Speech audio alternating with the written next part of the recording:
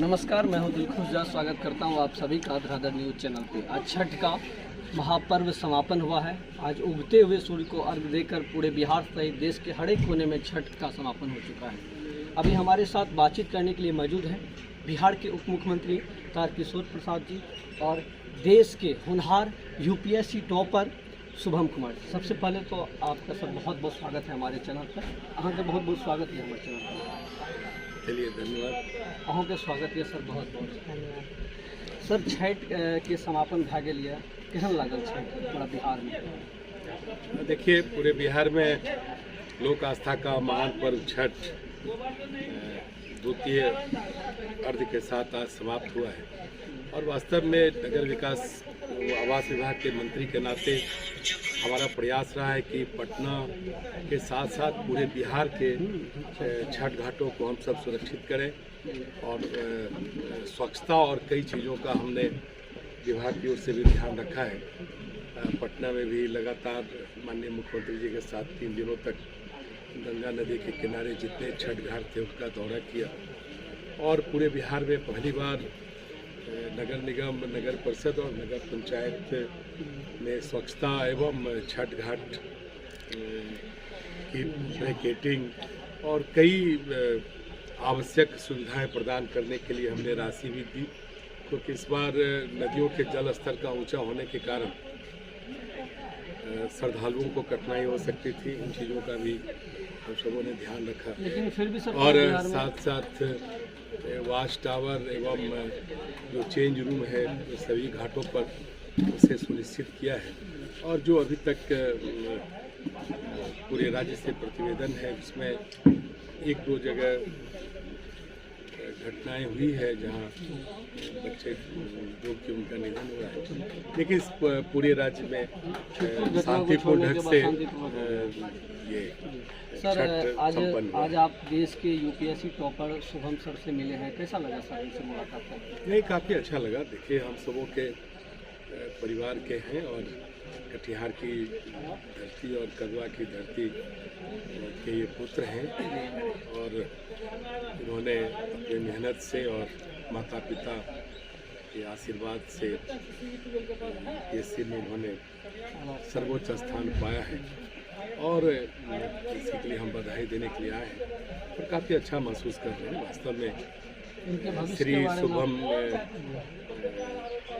शुभम जी के प्रति हम अपनी शुभकामना देते हैं और उम्मीद करते हैं कि ये एक अच्छे पदाधिकारी के रूप में अपनी सेवा राज्य में देंगे। साथ ही हम सब उम्मीद ही करते हैं कि जिस मध्यवर्गीय परिवार से निकलकर आज इस सर्वोच्च सेवा के पद पर आसीन आने वाले दिनों में होंगे, तो जो हम सबों के बीच की जो जन समस्याएं हैं, आम आदमी की जो तकलीफ़ें हैं, एक अच्छे अधिकारी के रूप में उन चीज़ों को समझेंगे भी और सरकार की नीतियों पर जो काम करके उसे दूर भी करेंगे। सर, मेरा एक आखिरी सवाल है कि आप पिछले कुछ महीने पहले बिहार के अररिया जिला के रानीगंज पहुंचे थे और मेरा चैनल भी रानीगंज अररिया में ही खास तौर पे काम करता है, ज़्यादा फोकस अररिया को और अररिया की बीट पाचिका को लेकर जो आप काम शुरुआत की थी, लेकिन वो काम तेज़ी से अभी चल नहीं रहा है, नहीं चल रहा है। इसके बारे में क्या कहना चाहिए? मैं देखिए, कार्य की अपनी गति होती है और सरकार का अपना कार्यक्रम होता है। जिन चीज़ों को सरकार ने एक निश्चय के रूप में लिया है उसे जो हमारा कार्यकाल है सरकार का उसके अंतर्गत जरूर। चलिए, हमारे साथ बहुत बहुत धन्यवाद। और इस चैनल के माध्यम से हम अपने खास करके सीमांचल के लोगों से आग्रह भी करेंगे कि आपकी सरकार है, मिथिलांचलों के आपकी सरकार है, आप सरकार के कार्यक्रमों में सहयोग करें और सीमांचल के साथ साथ जो मिथिलांचल है, सीमांचल उसी का एक हिस्सा है, इसलिए संपूर्ण रूप से भी यह क्षेत्र मिथिलांचल के अंतर्गत ही है और मिथिलांचल के विकास के लिए सरकार लगातार काम कर रही है। आपने देखा कि दरभंगा में एम्स की स्थापना के लिए हम सबों ने 200 एकड़ ज़मीन देने की कार्रवाई की और भारत सरकार ने एम्स के निर्माण का फैसला लिया साथ ही दरभंगा में जो एयरपोर्ट है उसको भी हमारी सरकार ने प्रारंभ किया और आज बिहार का सबसे बेहतर एयरपोर्ट के रूप में उसकी पहचान बन रही है। और मिथिलांचल के विकास के लिए आपने देखा होगा कि भारत के यशस्वी प्रधानमंत्री स्वर्गीय अटल बिहारी वाजपेयी ने कोसी पर महासेतु का निर्माण करके कोसी जो 2 भागों में बटा हुआ था उसको जोड़ने का काम किया। तो हमारी केंद्र और राज्य की सरकार सतत प्रयत्नशील है कि मिथिलांचल के विकास के लिए जो भी आवश्यक कदम उठाने होंगे हम सब उठाएंगे। और आपने महसूस किया होगा कि इस बार हम सब कैसे उद्योग खड़ा हो और उद्योग के द्वारा कैसे हमारे राज्य के लोगों को रोजगार का अवसर मिले, उसके लिए काफ़ी संभावनाएं मिथिलांचल में है।